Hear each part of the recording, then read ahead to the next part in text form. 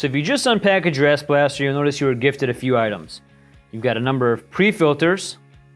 You've got 3 different size apertures that you'll size based off the geometry of the fastener head itself. You've got a small, medium, and large size. You've got a couple of containers of our plastic media, again type 2, 2030. And you've got a HEPA filter here.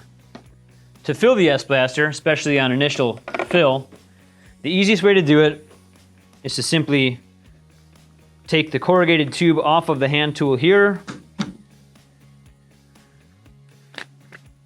unscrew your container, stick the hose down inside the plastic media container here, and then just pull the trigger on vacuum mode only. So we're not going to be releasing the trigger. We will only be pulling the large trigger. We're going to slowly up and down until we suck this media all the way in.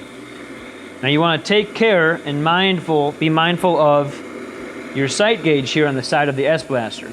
We only want to go until this is at its max fill level based off of this sticker here. So right about halfway on this little sight gauge here. Once you get to halfway, we stop,